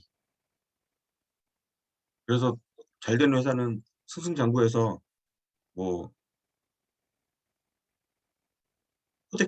코넥스? 네, 코넥스에 상장하고 그다음에 거기서 자금 모아가지고 코스닥 가는 경우도 있고 코넥스 바로 밑에 뭐 아이 뭐라고 있던데 비상장 주식 거래하는 사이트 거기에서도 자금 만들어가지고 위로 받고 그 코넥스 상장하니까 또 VC가 들어오고 VC가 들어오니까 추가적으로 또 따라 들어오는 게 있거든요. 대장 VC가 들어오면 추가적으로 따라오는 민간 자금들이 있어요. 그렇게 해서 뭐 순식간에 200억 펀딩 하더라고요. 네. 그렇게 할 수 있습니다. 이 코스를 걸으시. 그러니까 제일 좋은 거는 돈뜨기는 아이디어. 그리고 그 아이디어를 정부 지원 사업, 정부가 주력으로 육성하는 곳에 맞출 것. 그러면 꽃길 걷습니다.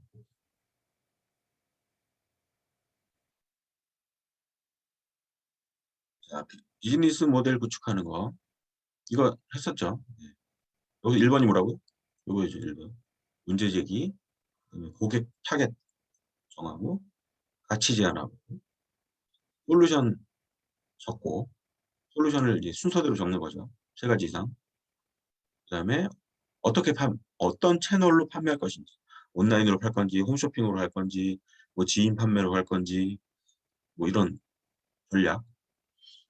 그다음에 수익원. 우리 회사에 현금을 들어오게 해주는 매출원을 쭉 나열하세요.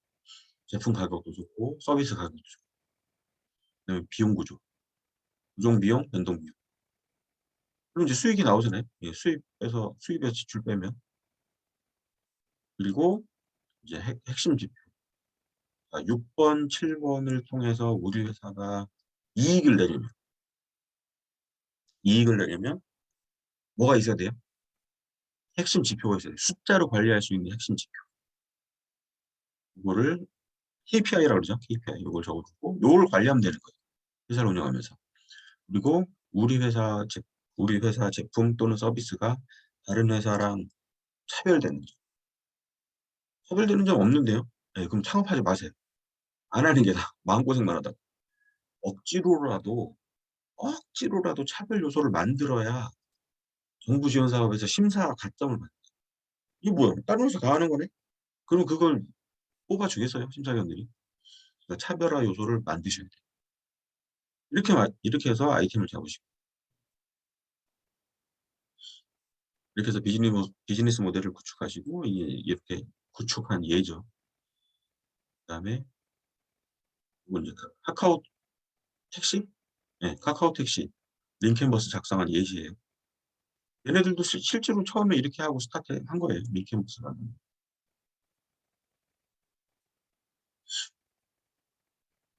링캔버스 양식이 이렇게 있으니까. 오늘 강의 소감 올려주시면 요거 강의 파일 보내드릴게요. 이메일로. 그래서 창업 지원 사업, 신창사, 청창사, 예창팩, 초창팩, 기술 이게 있죠. 그래서 예비 창업자가 할 수 있는 거 요거 예창팩. 청창사도 예비 창업자가 할 수 있어요. 초창팩은 1년에서 3년, 창업 도약은 3년에서 5년, 그다음 비수육은 비대면 분야인데 메타버스 쪽을 우대하겠다. 뭐 이런 거 있었어요. 예비 창업자.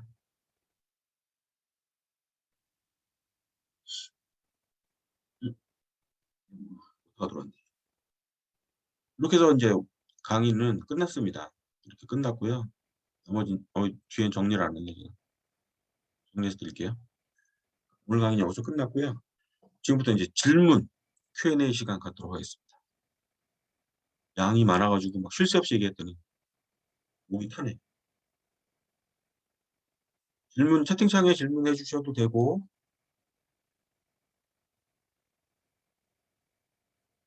아니면 마이크 켜서 음성으로 질문해 주셔도 됩니다.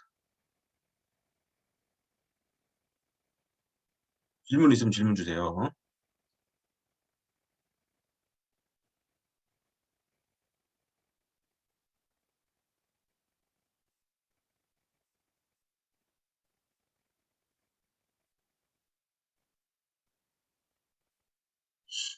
전영업 대표님 내일 중진공 예약하셨고, 그 예약한 1차 상담 있으시네요.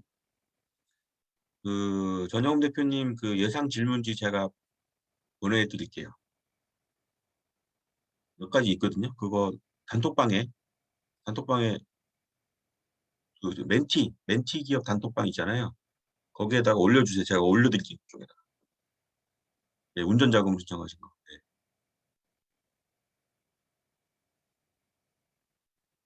그다음에 최학호 대표님, 만 41세 이상이면 창업 지원 사업 지원 어렵겠죠? 아니요, 상관없습니다. 다만 청년 창업 사관학교만 못하세요. 네. 이거 보이시나요, 화면? 이 중에 청창사 얘만 39세 이하. 나머지는 나이랑 상관없습니다. 하나만 제약이 있으신 거고요. 또 딴 건 똑같아요.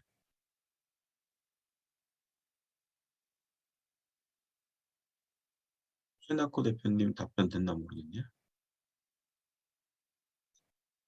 그다음에 전영엄 대표님, 일자리 창출 촉진 자금은 조건이 있어요. 공문에. 그 공문에 해당되시면 나올 거예요. 일자리 안정자금 받는 직원이 있다. 뭐 청년 내일 채용 공제를 든 직원이 있다. 뭐 이런데 해당이 있으시면 받으실 수 있고요. 그다음에 개발기술 사업화 자금은 특허가 있어야 돼요. 신시장 진출 지원 자금은 수출을 하셔야 돼요. 그다음에 신정희 대표님 재무제표 개선이 개인 사업자가 유리하다고 말씀하시는 거예요? 예. 개인 사업자는 아직 작년 재무제표가 안 나왔잖아요. 나왔나? 5월 말 결산이니까 지금 좀 결산하고 있잖아요. 아직 재무제표를 수정할 수가 있다고요. 개인 사업자는.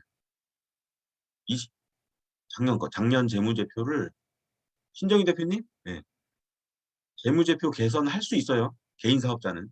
법인 사업자는 3월에 끝났고 이미. 근데 내가 법인 사업자인데요. 그러면 제가 아까 말씀드린 거 있잖아요. 전산 자료를 아예 삭제 요청하고 기한 후 신고로 재신고하죠. 근데 그걸 담당 공무원이 해줘야 되거든요. 그 담당 공무원을 설득하는 거는 여러분 기장세무사의 능력.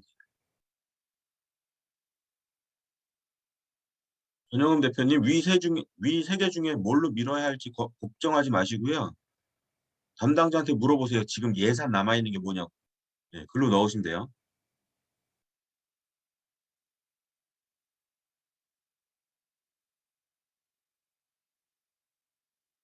일자리 자금과 기술개발 사업화 자금. 네. 둘 중에 특허 있으시니까. 그래서 전영흠 대표님은 일자리 자금 아니면 기술개발 사업화 자금 둘 중에 예산 남아있는 걸로 해달라고 하세요. 예산 남아있는 걸로. 아마 기술개발 사업화 자금으로 하라 그럴 것 같아요. 그다음 최수산 대표님, 개인 사업자도 끝났잖아요. 5월 말. 네, 5월 말에 끝났는데요. 그 재무제표 수정할 수 있는 기간을 한 달을 줘요. 그래서 요번 달까지는 재무제표 수정이 됩니다. 개인 사업자는. 그러니까 합법적으로 되는 거고 전산 삭제 안 하고 그냥 수정할 수 있는 거고요. 어,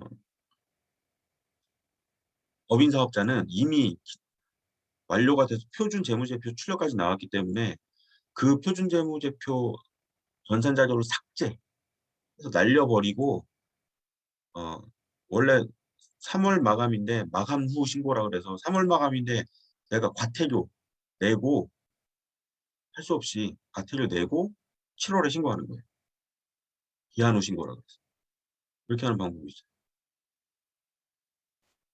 신중철 대표님, 특허 등록 시 변리사 비용을 최소화하는 방법이 있을까요? 지금 특허 지원 사업 정부에서 하고 있습니다. IP 나래 사업, IP 나래 지원 사업. 지금 지역 지식산업센터에서 하고 있거든요. 서울이시면 서울지식산업센터, 아니면은 지식산업센터가 지식센터, 서울지식센터, 그다음에 경기도 오시면 뭐 그 경기 지식센터 이쪽에 문의하시면 지금 특허 출원비는 아니지만 특허 컨설팅을 받으실 수 있어요. 그래서 최소 금액으로 좋은 특허를 받으실 수 있어요. 똑같 특허를 내더라도 이거를 가치 평가해가지고 얼마짜리 특허를 만드느냐가 더 중요하거든요. 만약에 내가 특허 출원을 했는데 컨설팅을 안 받고 출원하면 그냥 변리사랑 얘기해가지고 하면은 뭐 한 5천만 원짜리 특허예요. 가치가.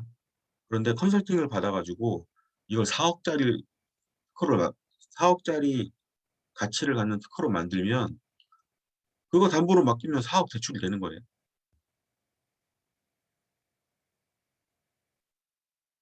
예, 특허 등급이 있습니다. 1등급부터 5등급까지.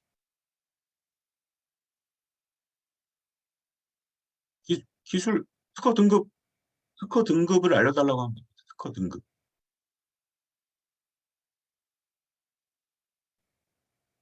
변리사한테 얘기하세요. 특허 등급 알려달라고. 아니면 기보에서 혹시 IP 대출 받으셨으면 기보에서도 알려줍니다. 몇 등급짜리 특허인지.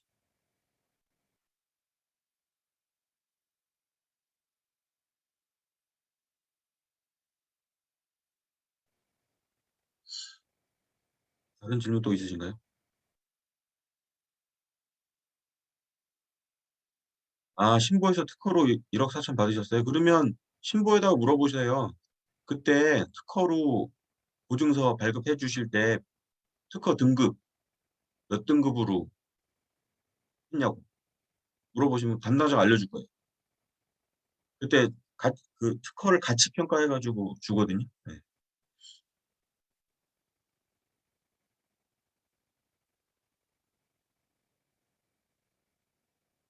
또 질문 있으실까요?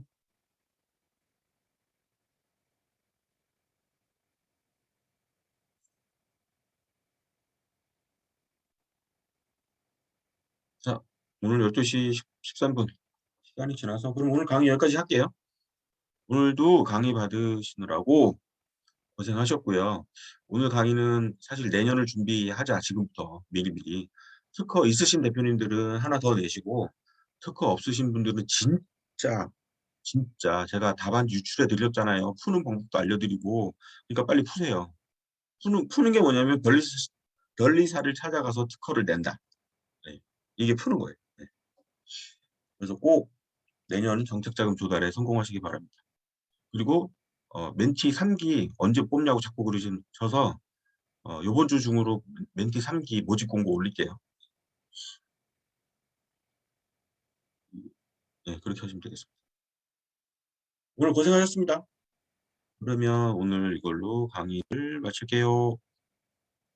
고생하셨습니다. 안녕히 가세요. 고생하셨습니다. 신중철 대표님? 아, 네. 네, 질문 하나만 좀 드리겠습니다. 예. 네, 네. 특허를 개인으로 등록 후 법인으로 등록 절차 문의 이게 무슨 소리인가요? 명의 변경, 전환, 명의 변경? 네네.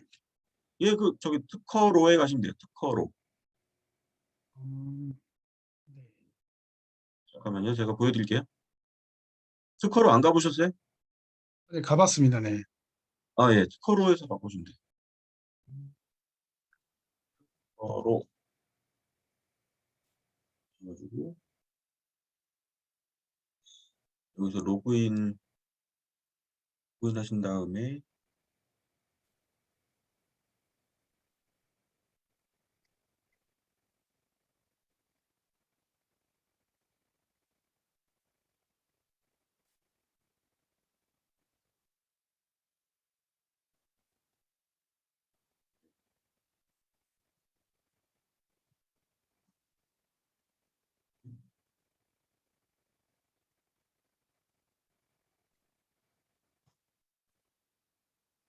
예, 여기서 어, 어,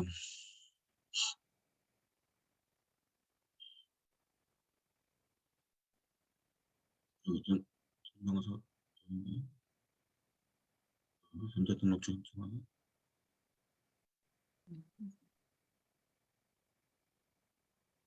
이거 아닌데 여기 어디 약간 메뉴가 있거든요. 찾아보시면 네네.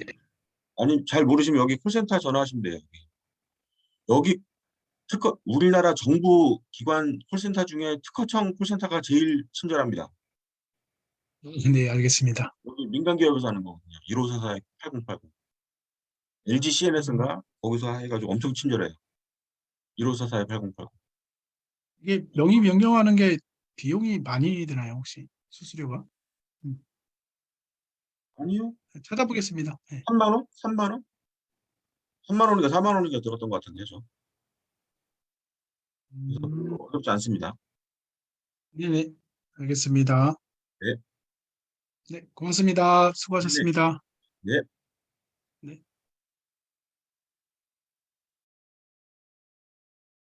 다른 분들 왜 안 나가세요? 빨리 나가세요. 안녕히 주무세요.